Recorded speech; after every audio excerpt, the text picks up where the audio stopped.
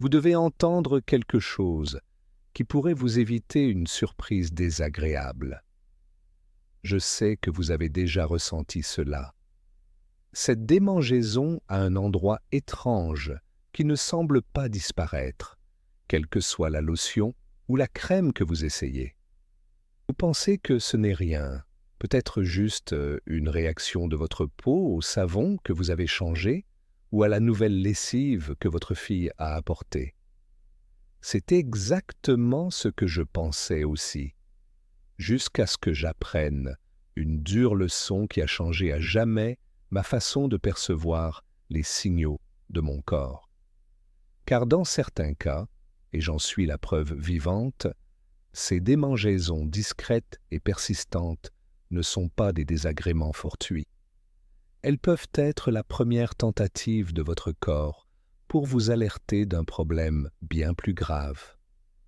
Pendant des mois, j'ai ignoré une étrange sensation de picotement dans le bas de mes jambes. Au début, c'était facile à ignorer. Qui n'a pas la peau sèche de temps en temps? Mais les démangeaisons persistaient, jour après jour. Elles étaient profondes, comme si elles venaient de l'intérieur, brûlantes, et aucune crème hydratante ne soulageait le moins du monde. J'ai tout essayé, changer de savon, modifier mon alimentation, même vérifier si certains vêtements étaient en cause. Comme rien ne fonctionnait, j'ai commencé à me demander si je n'étais pas en train d'imaginer tout cela. Mais je n'arrêtais pas de penser à ma mère à mon âge. Elle était très à l'écoute de son corps, et cela lui avait sauvé la vie plus d'une fois. Ce souvenir ne me laissait pas tranquille. Une petite voix dans ma tête me disait « Et si ce n'était pas une démangeaison normale? Et si ton corps essayait de t'alerter ?» Cela m'a conduite sur une voie à la fois effrayante et stimulante. J'ai épluché des articles sur la santé, lu des témoignages de personnes ayant vécu des expériences similaires, et j'ai finalement décidé de consulter un médecin. Des analyses sanguines ont révélé une augmentation inquiétante de certains globules blancs. Je n'avais jamais entendu le mot lymphome en rapport avec ma propre santé auparavant, mais le voilà. Le lymphome, un cancer du sang qui peut parfois se manifester par un seul symptôme, une démangeaison persistante. Étais-je terrifié? Absolument. Mais je suis tellement reconnaissante de ne pas avoir continué à l'ignorer. Ce seul symptôme m'a permis de détecter la maladie à un stade précoce, et croyez-moi, un dépistage précoce peut faire une énorme différence. Je partage cette histoire parce que beaucoup de personnes âgées, en particulier celles de plus de 60 ans, pourraient considérer une démangeaison persistante comme un simple signe de vieillesse. J'ai failli faire la même erreur. Mais je ne peux pas rester les bras croisés et laisser quelqu'un d'autre commettre cette erreur si je peux l'éviter. Il existe des zones spécifiques du corps, 5 en particulier, où des démangeaisons inexpliquées peuvent être le premier signe que quelque chose ne va pas. Le plus effrayant, c'est que ces démangeaisons apparaissent souvent plusieurs mois, voire un an, avant l'apparition d'autres symptômes importants. Vous ne ressentez aucune douleur, vous ne voyez aucune bosse, rien d'autre n'attire votre attention. Mais cette démangeaison revient sans cesse au même endroit, refusant de disparaître. Je partage ces 5 zones spécifiques car, au fil du temps, les médecins ont remarqué des schémas récurrents, en particulier chez les personnes âgées. Et soyons clairs, il ne s'agit pas de paniquer à chaque fois que vous vous grattez, mais d'être attentif aux signaux répétés qui ne répondent pas aux solutions habituelles.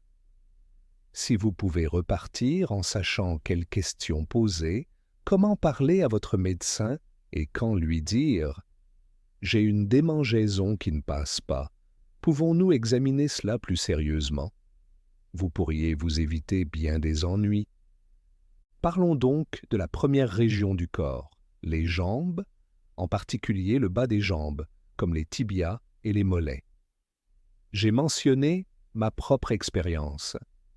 C'est exactement là que j'ai ressenti pour la première fois cette démangeaison profonde et exaspérante. Au début, je n'y ai pas prêté attention. Je pensais que toute démangeaison sur mes jambes était due au port de certaines chaussettes ou peut-être à l'air hivernal qui asséchait ma peau. Mais cette sensation était différente. Je n'avais pas d'éruption cutanée visible, ma peau n'était pas sèche, je n'avais pas changé de lotion ou de lessive susceptible de provoquer une réaction allergique. Et pourtant, les démangeaisons ont persisté pendant des semaines. J'ai appris un détail important. Certains cancers du sang, notamment le lymphome, sont connus pour libérer des substances chimiques inflammatoires dans le sang à mesure que les cellules malignes se multiplient. Ces substances peuvent irriter les terminaisons nerveuses à des endroits très précis, et le bas des jambes est justement un site fréquent de cette irritation nerveuse. En faisant des recherches sur Internet, je suis tombé sur l'histoire d'un homme d'environ 70 ans, Georges, qui décrivait une démangeaison qui le tourmentait depuis des mois. Son médecin avait d'abord pensé à de l'eczéma ou à une sécheresse cutanée.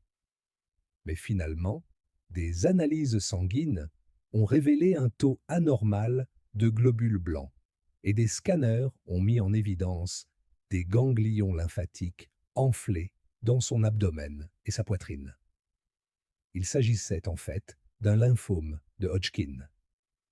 Il a insisté sur le fait que la démangeaison était son seul symptôme. Pas de grosseur, pas de douleur intense, rien d'autre qui puisse faire penser à un cancer. Juste cette démangeaison persistante à l'avant des jambes. C'est ça le problème. En vieillissant, notre corps ne nous alerte pas toujours par des douleurs comme on pourrait s'y attendre. Parfois, il nous envoie des signaux plus discrets. Et une démangeaison peut être l'un de ces signaux. Si vous avez une démangeaison dans les jambes, en particulier au niveau des tibias ou des mollets, qui vous rend fou, sans éruption cutanée ni sécheresse pour l'expliquer, et surtout, si elle s'intensifie la nuit, ne la négligez pas. Gardez l'esprit ouvert. Ce n'est peut-être rien, bien sûr, mais si elle persiste après plusieurs semaines, vous devriez consulter un médecin, en particulier si vous avez également des sueurs nocturnes ou une fatigue inexpliquée. Voici ce que j'ai appris. Votre peau peut sembler parfaitement normale à l'œil nu, mais cela ne signifie pas que tout va bien à l'intérieur. Et maintenant, je vais vous révéler un petit secret. Continuez à lire, car je vais vous expliquer comment un simple test sanguin peut parfois détecter ce que l'œil nu ne peut pas voir. Passons à une autre zone, qui peut sembler sans rapport à première vue, mais croyez-moi, il y a un lien. Cette démangeaison gênante entre les omoplates, ou dans le haut du dos. Vous voyez celle dont je parle, celle que vous ne pouvez pas atteindre avec un grattoir, et qui vous oblige à tendre les bras pour essayer de la soulager. Cette région du dos peut être le siège d'une deuxième démangeaison insidieuse qui peut indiquer un problème interne, en particulier au niveau du pancréas. Le cancer du pancréas est connu pour se cacher jusqu'à ce qu'il soit à un stade avancé. Souvent, les gens ne se doutent de rien jusqu'à ce qu'ils commencent à avoir des problèmes digestifs importants ou des douleurs abdominales intenses. Mais il y a une raison pour laquelle le haut du dos est parfois le premier endroit où les démangeaisons apparaissent. Lorsque les tumeurs se développent et bloquent les voies biliaires, le pancréas provoque une accumulation de sels biliaires dans le sang. Ces selles biliaires irritent les terminaisons nerveuses, souvent autour du dos. Une de mes amies, Linda, était âgée d'un peu plus de 70 ans lorsqu'elle s'est réveillée chaque nuit avec la sensation d'avoir des insectes qui rampaient sous sa peau, entre les omoplates. Elle a essayé toutes sortes de lotions, changé de lessive et même remplacé son matelas, convaincue qu'il devait y avoir un facteur déclenchant externe. Mais quoi qu'elle fasse, les démangeaisons persistaient. Le détail qui clochait, c'est qu'elle se sentait également anormalement fatiguée toute la journée, même si elle attribuait cela à un mauvais sommeil. Lorsqu'elle a finalement fait une analyse de sang de routine, celle-ci a révélé une légère élévation des enzymes hépatiques.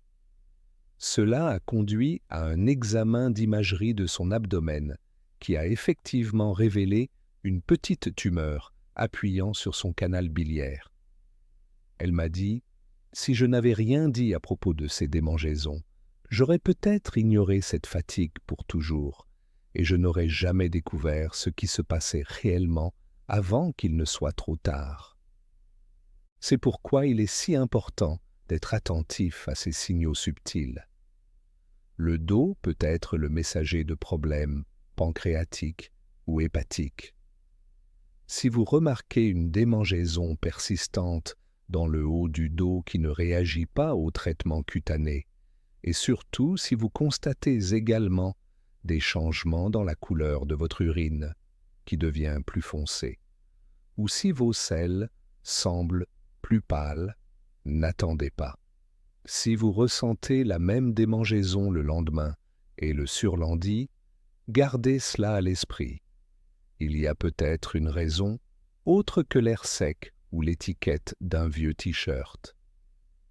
Je sais que vous vous demandez peut-être « Dois-je courir chez le médecin chaque fois que j'ai une démangeaison ?» Bien sûr que non. Mais si votre intuition vous dit « C'est bizarre, ça ne part pas », cela vaut la peine d'en parler. Je vais vous raconter un cas particulier concernant le cuir chevelu qui pourrait vous surprendre, car nous sommes nombreux à nous avoir gratté la tête à un moment ou à un autre sans y prêter attention. Cela m'amène au troisième domaine qui a attiré mon attention.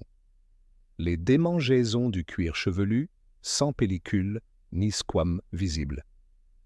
Croyez-moi, pendant très longtemps, j'ai pensé que les démangeaisons du cuir chevelu étaient toujours dues à des pellicules ou peut-être à la sécheresse causée par le shampoing que j'utilisais. Mais je suis tombé sur le témoignage d'Henri, un homme de 73 ans qui se plaignait d'une sensation persistante de picotement ou de brûlure qui se propageait sur tout son cuir chevelu. Il a essayé de changer de chapeau, de shampoing et même d'utiliser des traitements médicamenteux contre les pellicules.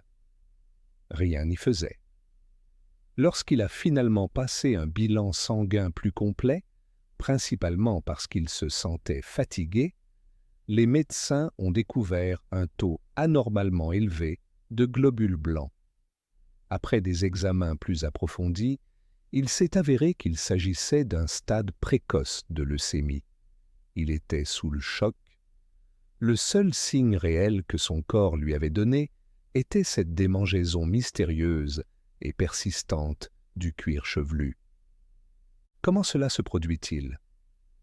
Eh bien, certains cancers du sang, comme la leucémie, peuvent altérer le fonctionnement de votre système immunitaire et vos réactions inflammatoires. Cela peut irriter des nerfs, situés à des endroits où l'on ne s'y attend pas. Il est intéressant de noter que le cuir chevelu possède un riche réseau de nerfs juste sous la surface. Si vous ne constatez ni rougeur, ni déquamation, ni aucun autre symptôme typique d'une affection du cuir chevelu, mais que les démangeaisons sont plus profondes, ressemblant davantage à un chatouillement ou à une sensation de brûlure qui se déplace, examinez votre état de santé général de plus près. Remarquez si vous avez plus facilement des ecchymoses, si vous vous sentez plus fatigué que d'habitude ou si vous attrapez le moindre rhume. Cela ne signifie pas nécessairement que vous avez un cancer, mais cela pourrait indiquer un déséquilibre dont votre corps veut vous avertir. Puisque nous parlons du cuir chevelu, il existe également un risque de cancer de la peau au niveau du cuir chevelu. Si vous remarquez une zone qui démange toujours au même endroit, avec peut-être une petite bosse ou une zone rugueuse que vous pouvez sentir, mais qui n'est pas facilement visible, faites-la examiner par quelqu'un. À notre âge, la perte de cheveux peut exposer davantage le cuir chevelu aux dommages causés par le soleil, et c'est là que certains types de cancers de la peau peuvent se développer. Si votre conjoint, votre aide-soignant ou votre coiffeur remarque quelque chose d'anormal sur votre tête, c'est une raison supplémentaire d'y prêter attention. Comme je l'ai déjà dit, pas de panique, restez vigilant et consultez un professionnel si les démangeaisons persistent. Voici maintenant un symptôme particulièrement important pour les personnes âgées, des démangeaisons localisées au niveau de la poitrine ou des seins. Avant, je pensais que cela était uniquement dû à des vêtements trempés de sueur ou à un soutien-gorge mal ajusté. Mais j'ai entendu suffisamment d'histoires, et j'ai même été témoin de ce phénomène chez une amie très chère, pour savoir que parfois, ces démangeaisons persistantes et gênantes autour du mamelon ou juste en dessous du sein peuvent être un signe de cancer inflammatoire du sein ou d'une autre tumeur sous-jacente près de la paroi thoracique. Mon amie Ruth, âgée de 69 ans, pensait au départ que les démangeaisons autour de son sein droit étaient dues à l'armature de son soutien-gorge. Elle a même changé de type de sous-vêtements, essayé des lessives pour peau sensible et renoncé à porter de soutien-gorge à la maison pour voir si cela aidait. Mais les démangeaisons persistaient. Pendant un certain temps, elle s'est dit que c'était probablement dû à ses hormones ou à un autre effet de l'âge. Puis, elle a remarqué un léger changement dans la texture de sa peau, comme si elle était plus épaisse ou plus chaude au toucher à l'endroit où elle ressentait des démangeaisons. Aucune grosseur apparente, aucune douleur intense. Mais cette différence subtile a suffi pour l'inciter à consulter un médecin qui a remarqué une petite dépression dans sa peau. Des examens ont révélé une tumeur précoce mais agressive qui se cachait sous la peau. Si elle avait ignoré les démangeaisons, pensant que ce n'était pas grave, qui sait combien de temps aurait pu s'écouler avant que la tumeur ne soit détectée? Cela ne concerne pas uniquement les femmes. Les hommes peuvent également être atteints d'un cancer du sein, bien que cela soit plus rare, et ils tardent souvent à consulter car ils n'envisagent pas cette possibilité. Chez les hommes, cela peut commencer par une démangeaison ou un picotement sous le mamelon ou près du muscle pectoral, sans grosse bosse. La démangeaison peut également provenir d'une inflammation des ganglions lymphatiques voisins. L'important est de remarquer que cela est localisé, que cela revient sans cesse et que ni les lotions ni les poudres n'y remédient. C'est la façon dont votre corps vous tape sur l'épaule ou la poitrine pour vous dire « Hé, fais attention ici ». Si vous ressentez également une vague sensation de lourdeur dans la poitrine ou si vous remarquez un gonflement, c'est une raison supplémentaire d'agir. N'oubliez pas, un cancer de la poitrine peut également être lié à une hypertrophie des ganglions lymphatiques sous les bras ou près de la clavicule. Parfois, les démangeaisons sont le seul signe avant-coureur. Je sais combien il est facile d'ignorer une petite démangeaison lorsque nous sommes occupés à gérer tout ce que la vie nous réserve. Douleurs articulaires, prise des bons médicaments au bon moment, etc. Mais croyez-moi, après avoir moi-même reçu un diagnostic effrayant, je ne saurais trop insister sur l'importance de prêter attention à ces petits symptômes persistants. Parlons maintenant d'une démangeaison dont personne n'aime vraiment parler ouvertement, celle de la région anale ou génitale. Oui, c'est un sujet délicat à aborder. Cela peut même être embarrassant d'en parler à son partenaire ou à un médecin. Mais si vous souffrez d'une démangeaison persistante dans cette zone, qui ne peut être attribuée à des problèmes d'hygiène, à une infection à levure ou à des hémorroïdes dont vous êtes déjà conscient, vous devriez peut-être envisager la possibilité qu'il s'agisse d'autre chose. Parfois, des démangeaisons persistantes dans le canal anal peuvent être liées à un cancer de l'anus ou du côlon.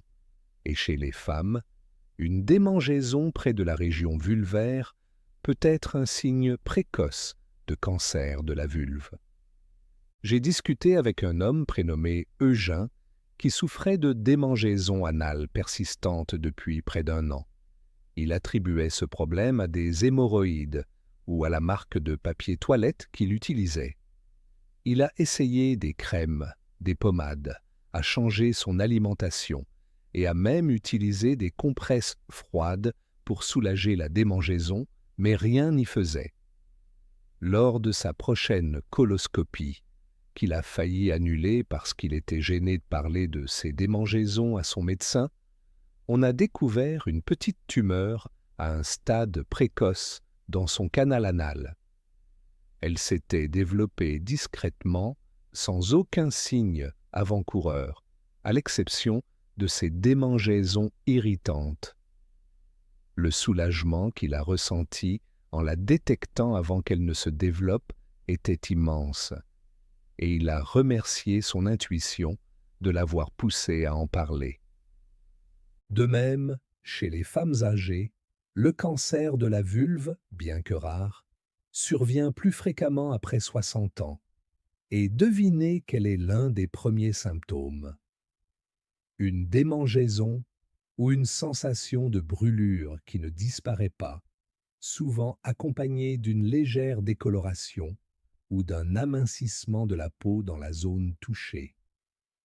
Il est très facile de mettre cela sur le compte de la sécheresse due à la ménopause ou au port prolongé d'une serviette hygiénique.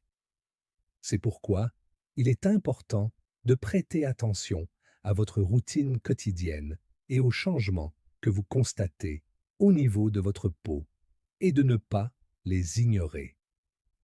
Cette partie de notre corps est riche en terminaisons nerveuses. Elle est donc souvent plus sensible et réagit rapidement en cas de problème interne. Je comprends que parler de cette partie du corps puisse être gênant, surtout si vous êtes du genre à détester aller chez le médecin pour des raisons personnelles. Mais croyez-moi, le silence est bien plus dangereux qu'un peu de gêne. Souvent, le dépistage précoce de ces cancers peut faire toute la différence en termes d'options de traitement et de résultats. Si une démangeaison persiste pendant des semaines, que vous avez essayé des solutions raisonnables et qu'elle continue de vous gêner, il est temps de surmonter votre gêne et de dire « Docteur, j'ai une démangeaison qui ne disparaît pas. Pouvons-nous voir ce qu'il se passe ?» Je suppose que vous ressentez beaucoup d'émotions en ce moment, peut-être de l'inquiétude ou peut-être de la gratitude d'avoir appris quelque chose de nouveau. Et c'est normal. Personne ne veut penser que chaque démangeaison est un cancer, et ce n'est pas ce que je suggère. Mais à notre âge, nous avons appris qu'il est sage d'être à l'écoute de notre corps. Il est complexe, certes, mais il est aussi très communicatif lorsqu'il a quelque chose d'important à dire. Parfois, cette communication commence par un murmure, une démangeaison gênante. D'autres fois, elle est plus évidente, comme une douleur ou une bosse visible. Mais le murmure peut précéder de loin le cri. Ce que j'espère surtout que vous retiendrez, c'est qu'il n'y a pas de mal à s'exprimer, à dire « Cette démangeaison n'est pas normale chez moi, j'aimerais faire un examen ». Les médecins vous diront peut-être que ce n'est rien, et cela peut être un soulagement. Mais s'il s'agit de quelque chose de grave, imaginez à quel point il est précieux de le détecter plusieurs mois à l'avance. J'ai personnellement fait l'expérience des avantages d'un dépistage précoce et la tranquillité d'esprit que procure le fait d'écouter son corps n'a pas de prix. Avec le recul, cette démangeaison dans les jambes a été le déclic qui m'a aidé à faire face à un diagnostic effrayant à un stade précoce. Et j'ai entendu tellement d'histoires similaires. Linda, dont les démangeaisons dans le dos se sont avérées liées à son pancréas, Henri, dont les démangeaisons du cuir chevelu ont révélé une leucémie, Ruth, qui a remarqué une sensation étrange dans son sein qui a conduit à la découverte d'une tumeur, Eugène, dont les démangeaisons anales ont révélé une tumeur cachée. Ils m'ont tous appris une leçon cruciale. Ce ne sont pas des coïncidences. Le corps parle. C'est à nous de l'écouter. Alors, s'il vous plaît, si l'une des démangeaisons que j'ai décrites, aux jambes, dans le haut du dos, sur le cuir chevelu, la poitrine ou les parties génitales, vous semble familière, ne la négligez pas. Bien sûr, il peut y avoir de nombreuses explications innocentes, mais des démangeaisons persistantes et incessantes sont une raison de creuser plus loin. Vous ferez peut-être une analyse sanguine complète, vous passerez peut-être un scanner, vous consulterez peut-être un dermatologue pour qu'il examine votre peau en profondeur. L'important, c'est que vous preniez des mesures proactives au lieu d'espérer simplement que ce ne soit rien. Je tiens à souligner qu'il ne s'agit pas ici d'alarmisme, mais plutôt d'autonomisation. Je ne suis pas là pour vous dire que chaque démangeaison est synonyme de cancer.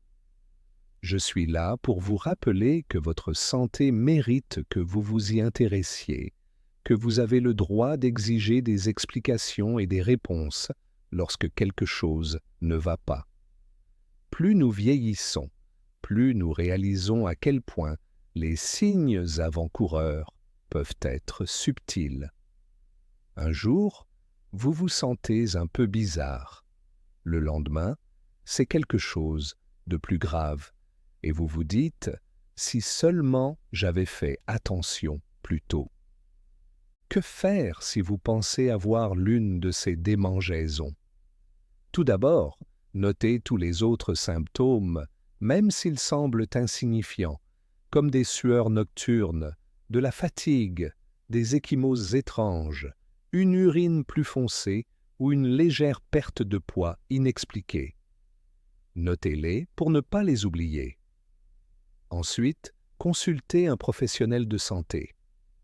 Montrez-lui votre liste, expliquez-lui depuis combien de temps vous avez cette démangeaison, indiquez-lui où elle se situe et soyez direct. Je crains que ce ne soit plus qu'un simple problème de peau. Pouvons-nous faire un examen pour exclure toute affection plus grave? S'il vous rassure, insistez si votre instinct vous dit de le faire. Demandez un deuxième avis si la réponse ne vous satisfait toujours pas. Je vous recommande également de partager ce que vous apprenez avec votre entourage. Parfois, un voisin ou un membre de votre famille peut être discrètement préoccupé par une démangeaison persistante, mais trop timide pour en parler. Vous pourriez être celui ou celle qui l'encouragera à prendre cela au sérieux. C'est ainsi que nous prenons soin les uns des autres. Et si vous avez trouvé ces informations utiles, laissez un commentaire ou dites-moi votre âge et d'où vous regardez cette vidéo. Cela peut sembler simple, mais je suis sincèrement curieuse, car j'aurais aimé connaître ces signes silencieux bien plus tôt, et je suis toujours impatiente de voir combien de personnes peuvent bénéficier de ce type de connaissances. Plus nous en parlons, plus nous réduisons la stigmatisation et la peur qui entourent la discussion de symptômes qui peuvent sembler mineurs à première vue. Mais surtout, gardez cette pensée à l'esprit. Votre corps vous appartient et vous le connaissez mieux que quiconque. Même les médecins ne voient qu'un instantané de qui vous êtes. Mais vous vivez dans votre corps tous les jours. Vous êtes donc le premier à remarquer quelque chose d'inhabituel. Si une démangeaison persistante est inhabituelle pour vous, cela vaut la peine d'y jeter un second coup d'œil. N'oubliez pas qu'il ne s'agit pas de paniquer, mais de reconnaître que votre corps ne vous alerte que rarement sans raison. Si vous détectez quelque chose à un stade précoce, même dans le pire des cas, vous avez souvent beaucoup plus de chances de vous en sortir. Et si cela s'avère sans gravité, vous pourrez dormir plus tranquille, sans cette inquiétude qui vous pèse. Si vous souhaitez en savoir plus et prendre mieux soin de votre santé, cliquez simplement sur la vidéo à l'écran.